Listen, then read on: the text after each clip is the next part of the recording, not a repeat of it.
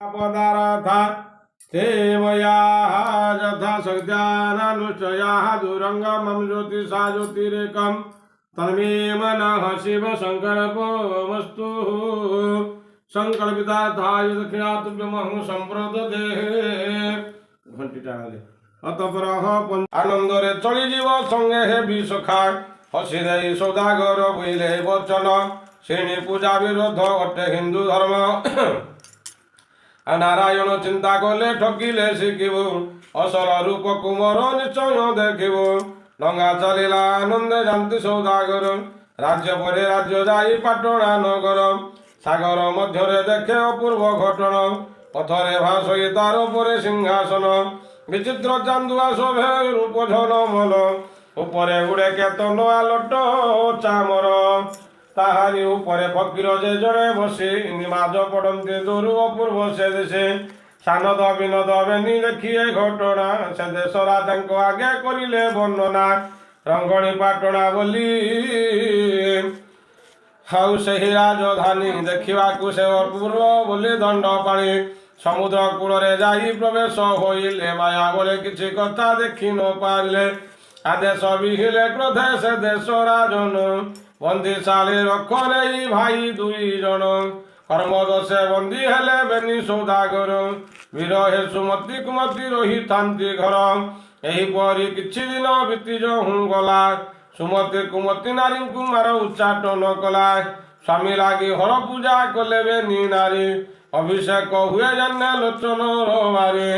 दिने पूजा करने बाहरिला बेले फकीर रूपरे आसी प्रभु देखा देले फकीर को देखी नारी बोलती वचन विदेश को गले एका करी प्राण धन आर वर्ष बीतलानी रहिबु किपरि प्राण हराइबु निश्चय आम्भे गंगा बारे फकीर कहले शुण शुण नारी बर यही सदाशिव मुहि त्रैलोक्य ईश्वर शिव रूप साधि से डम्बरू बजाई उदंड तांडव नृत्य चंद आउ चंद्र ढल सई आ पिंगल बन जटारे गंगा देवी धार कटी देशे व्याघ्र चर्म गले मुंड मार कहु कहु फकीर रूप पालटिले अमृत वचने नारी मन को मोहिले दुई नारी बोलुछंती बांछा कल्प बांछा पूर्ण कर स्वामी संगे आज रात्रे मिलन जे कर इच्छा पूर्ण हेब शिक्षा कर मंत्र घटी निशा रात्रे गछ चढ़ी जीव तू मेचुटे कहीं न जानवे गोपने रखिब स्वामी संगे आज रात्रे मिलन होइब मंत्र दे नारायण हेले अंतर ध्यान सुमति कुमति बसी विचारिले मन आ चित्रसेन राजांकर कुंतला तनुजा स्वयंवर बोली बाजे से धेंडुरा बाजा राजा घर विवाहर देखिबार मन दुई नारींकर मन हेला उच्चाटन मंत्र बड़े जो आड़े इच्छा कले जीवे कुंतला कन्यार विवाह घर को देखिए मदन सुंदर कथा मने पड़गला पड़ा महादेव रटाम्भ काल है मदन जे संध्या पर करिले शयन गोपन रे चली जीवा स्वयंवर स्थान अन्य घरे थाई बाबू शुणुअछि कथा भाउज माने परी करिले व्यवस्था देखा जाऊ किए आगे करिब गमन गुप्त भावे सबु कथा कला अनुमान सुंदर साहड़ा मुख्य करिनी मंत्रण गुबाक एक रखती आनंदित मन तार पर बसी मंत्र पढ़ी 7 थर पवन बेगरे जीव तांक इच्छा स्थान यह देखी मदन जे गृह को फेरिले आउ भाउज माने ए कथा जानी न पारिले उत्तम पिठा पारणा खाइबा को देले तुरंत पशा दियर बिछाइले भोजनांते मदन बाबू शोवा को गले सुमति कुमति तेने बेश आरंभिले नाना अलंकार सह झिलिमिली शाढ़ी डम्बरू कटिकी ताहा जाई थाए जोड़ी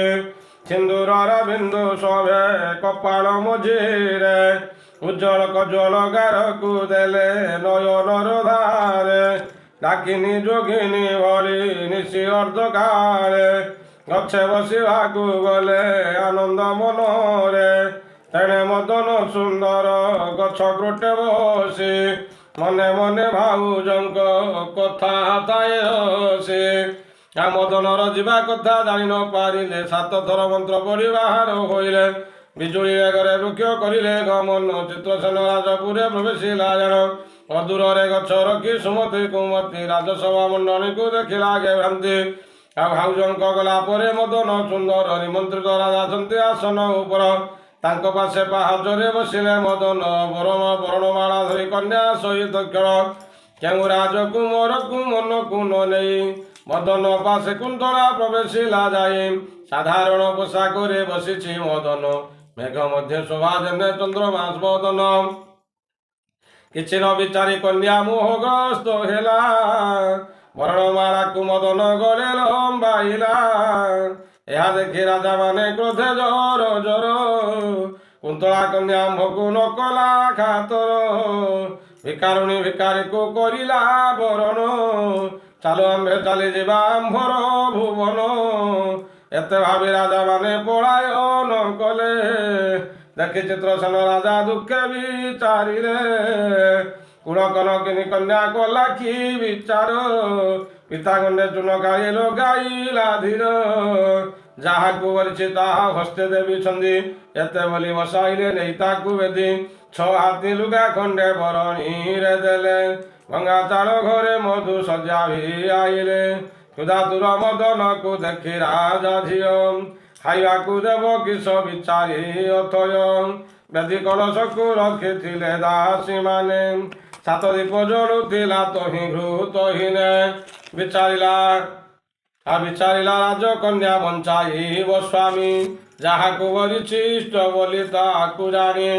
ଆଉ ଆଞ୍ଜୁଳି ଚାଉଳ କଳସ ମାଠିଆରେ ଭରି କଜଳ ପାତ୍ରରେ ପଇଡ଼ ଦେଲା ରନ୍ଧ୍ର କରି ମିଶାଇଣ ଘର ମଧ୍ୟ ଏକ ଚୁଲି କଲା ପରୁଡ଼ି ମସିଣା ଜାଳି ତାକୁ ସିଝାଇଲା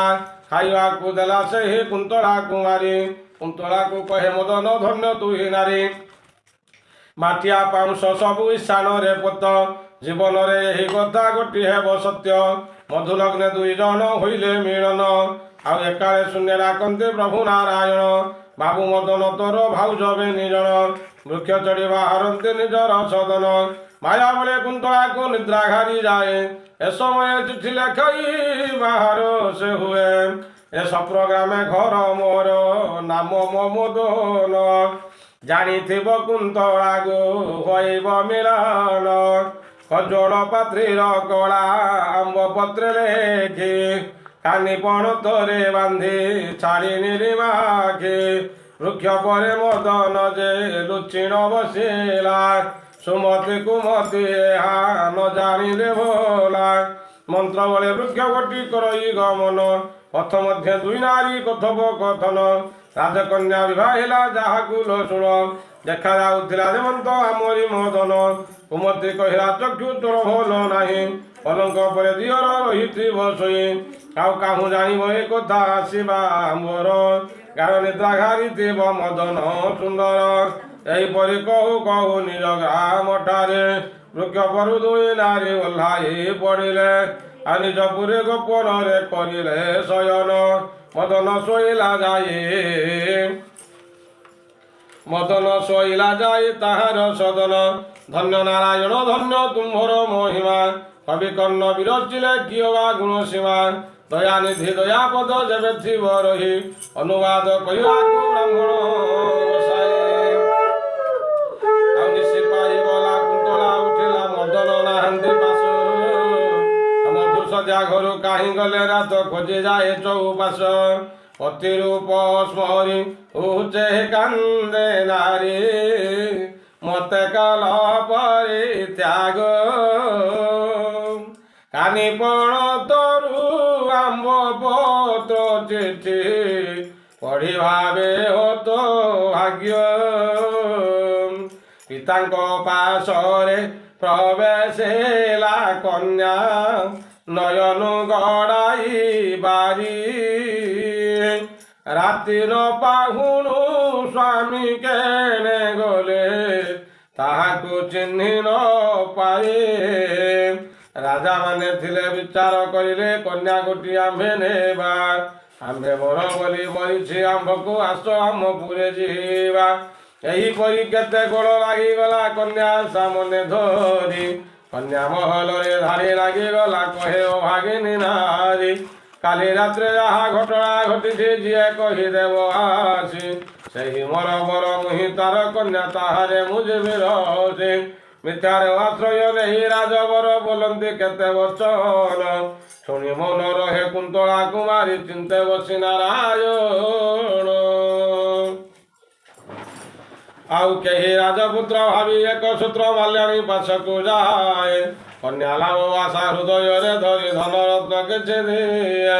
ରଙ୍ଗମାଲି ଆଣି ଧନ ଲାଭ ହେନି କନ୍ୟା ଅନ୍ତପୁର ଗଲା ମନର କଥାକୁ ଜାଣିବା ପାଇଁ କି ବହୁତ ଉପାୟ କଲା କନ୍ୟା ଠାରୁ କିଛି ସନ୍ଧାନ ନ ପାଇ ଗୃହକୁ ବାହୁଡ଼ି ଯାଇ ଯେଉଁ ରାଜପୁତ୍ର ଦେଇଥିଲେ ଧନ ନିରାଶରେ ତାକୁ ଚାହିଁ ଧନ୍ୟ ନାରାୟଣ ଧମ ଧନ୍ୟ ତୁମ ଲୀଳା କଳି ଯୁଗେ ସତ୍ୟ ପୀର ତୁମରି ଆଉ ରୂପ ଧରି ଯାହା ଶିରିଣୀ ନିମନ୍ତେ ଲଗାଇ ଅଛ ଫକୀର ପିତାକୁ ମରମ କଥା କହିଲା ବୁଝାଇ କାନିପଣତରେ ଚିଠି ଲେଖାଉଛି ରହି ସପ୍ରଗାମେ ଘର ନାମ ମଦନ ସୁନ୍ଦର ରାତି ମଧ୍ୟ କରିଗଲେ ଏପରି ସୁନ୍ଦର ନୌକା ଏକ ସାଜି ଦିଅ ତାଙ୍କ ପୁରେ ଯିବି ସପ୍ରଗ୍ରାମେ ଯାଇ ତାଙ୍କ ଚରଣ ସେବିବେ କନ୍ୟାର କଥାକୁ ରାଜା କରିଲେ ବିଚାର ନୌକା ଏକ ସାଜି ଦେଲେ ଆନନ୍ଦ ମନର ରାଜକନ୍ୟା ଚଳିଯାଏ ସପ୍ରଗ୍ରାମ ଧାମ ସପ୍ରଗ୍ରାମ ରାଜା ପାଶେ ପ୍ରବେଶୀ ବହନ ସମସ୍ତ କଥାକୁ କନ୍ୟାକୁ ବିବାହ ହୋଇ କୋହଲାପୁର ମଦନ କାନରେ ଏହି ଖବର ବାଜିଲା ଶୀଘ୍ର ଗତି କରି ରାଜାପୁରେ ପ୍ରବେଶିଲା। हा मधुसज्जा घरे सर्व मरम बारता राजा आगे बखानिला शुणु करता स्वामी परिचय पाई कुंतला कुमारी आनंदरे स्वामी पादे पड़ी गला गड़ी रत्नाकर राजा देखी आनंद होइले कन्यादान ठारू किबा बड़ ए संसारे एते भावी धन रत्न उपहार देले कन्या सहित मदन विदाय जे नेले बाध्य बाजनारे साजी मदन सुंदर कुंतला कन्या कुंडेरी जाए निजपुर कुमति कुमति काने बाजिला ए कथा रात्रिक मध्य किपरि होइबा व्यवस्था जने कहे गच्छ काली लागिला ओजन आन कहे कन्या बरे सुंदर मदन लोकल दिया हेब बोली निमंत्रण देले मदन कुंतला बेनीकु बंदापना कले निज गृहे आनंदरे मदन सुंदर चिंता करे रक्षा कर बहु भाविले मने से नारी दिने मारिबे कन्या बर कंदर्प ज्वाला भवेनीको करिला घर बर विष आनिबा ताकू देवा जीवन देवा मारी जा दियर मरिबे धीरे कहून केहू न जानी पारी एत विचारे मइयाब दुकान को बाहर हेले रतिए विष केही न देले मने विचार कले आओ कोचिला गुड़ मिसाई देवा नहिले कनियर एकाले आसी फकीर बेसे प्रवेशी बंशी धर जा बोले फकीरे भले मंत्र शिखाई देले कुंतला विवाह मंत शोभा देखा भले आम देवर होइला बर देला से चून खाई एक तारे स्वामी जारिले मारिबे आ फकीर बोले शुण मोहर वचन औषध दे मदन होइब संचार प्राण नहीं पलाइब तुम भय दियर मनु तुम छाड़ी जीव जेते अच्छी डर औषध नहीं कुमति सुमति जय गले कौशले मदन को ताहा खुआइले संचार रूपे मदन गगन रे उड़ी कुंतला कन्या कांदरी छाड़ी निरड़ी प्रकृत कथा को किछि बुझी न पारिले डाके सत्यवीर रक्षा कर नंद बला सुमति कुमति कहे कुंतला को शुण व्याघ्र नहीं पलाइला मोर मदन कर्मे हा लेखा उचिके करिबान सुमति कुमति आनंद होइछि धन जन तेने नारायण जाए माया आरंभिले रंगड़ी पाटला राजा को स्वप्न देखाइले सानद विनोद बोली साधव दुजन बंदिशाल मुक्त कर प्रभात जान मुक्त न करिले राजे अघटन हेब निश्चय राजरे दंश पूजीव पाई गला रात्रि राजा उठिले बेगरे बंदिरु सानंद विनोद मुक्त करिदेले हरे बोईतरे एते धन खिला ताहांकर।